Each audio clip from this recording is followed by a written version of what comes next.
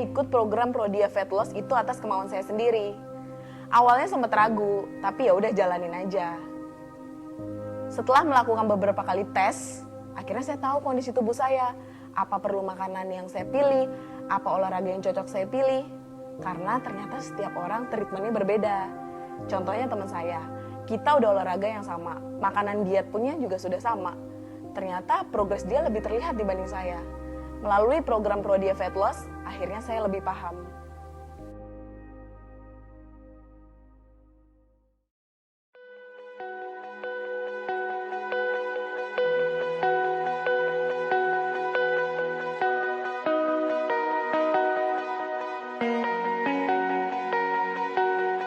Kebutuhan kalori harian seseorang dipengaruhi oleh usia, jenis kelamin, aktivitas fisik, termasuk olahraga.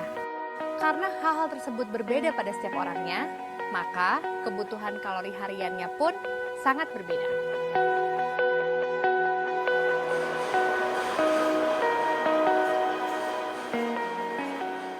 Di dalam program Prodia Fat Loss ini, saya berperan sebagai coach di bidang nutrisi yang bertugas untuk memberikan arahan, bimbingan, dan juga support untuk Stephanie agar tetap dapat menjalankan diet di dalam kegiatan aktivitas sehari-harinya dengan tujuan agar fat loss dan juga weight loss dapat tercapai tanpa mempengaruhi performa di pekerjaan.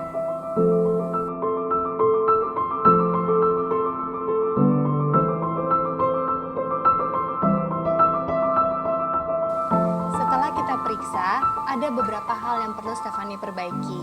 Yang pertama adalah mindset diet yang keliru, laju metabolisme tubuh yang lambat, dan juga eating disorder. Agar program ini bisa berjalan dengan maksimal, yang perlu Stephanie lakukan adalah meriset mindsetnya dan juga meningkatkan laju metabolisme tubuh dengan cara mengikuti anjuran diet dan juga olahraga yang sudah disiapkan untuk kondisi Stephanie.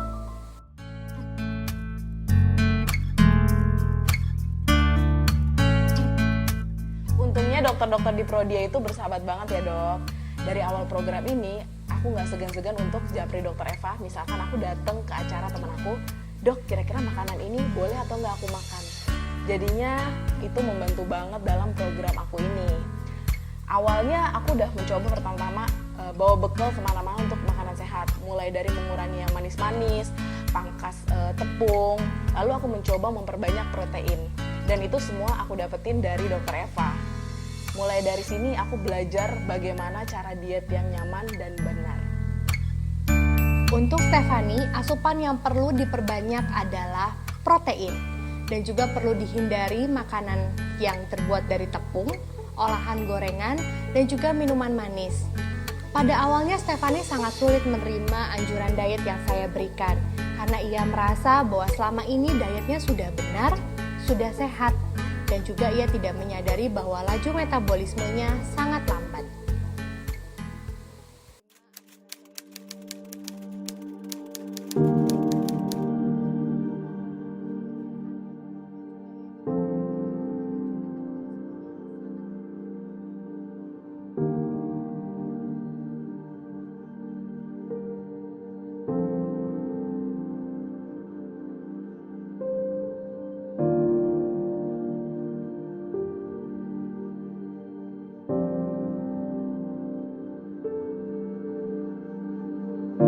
Untungnya aku punya orang-orang terdekat yang selalu support aku.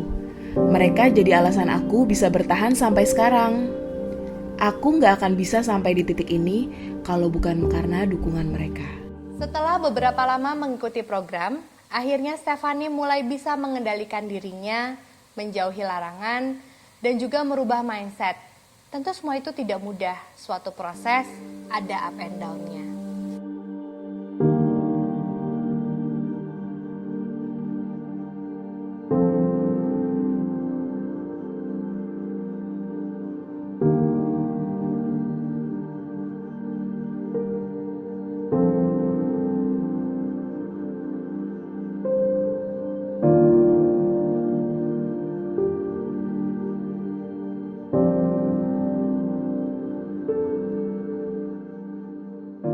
Sekarang aku udah mulai belajar mengontrol diri.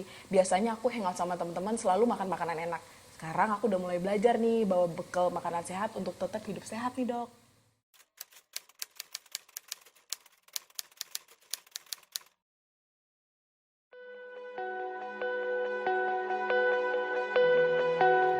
Pemilihan jenis olahraga adalah hal yang penting, karena olahraga itu seperti obat. Jika seseorang melakukannya tidak sesuai dengan kondisi kesehatannya dan dosisnya, maka bisa menimbulkan cedera atau menimbulkan efek samping, misalnya overtraining, atau bahkan tidak berefek sama sekali. Sejak awal, Stephanie sudah diberikan program yang sesuai dengan kondisi kesehatannya, yaitu obesitas, yaitu berupa latihan aerobik, misalnya jalan cepat, bersepeda, atau renang, serta dikombinasikan dengan latihan beban atau latihan kekuatan dan ketahanan otot agar pembakaran lemaknya bisa lebih maksimal.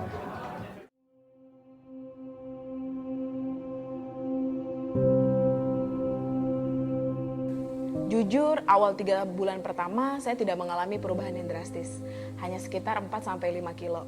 Memang saat itu dokter mengatakan bahwa saya mengalami metabolisme yang cukup buruk, dikarenakan penerapan pola makan yang salah. Memang proses diet tersebut harus membutuhkan waktu yang cukup panjang. Sekarang, dalam waktu 1 tahun, saya sudah mengalami perubahan yang baik dalam tubuh saya.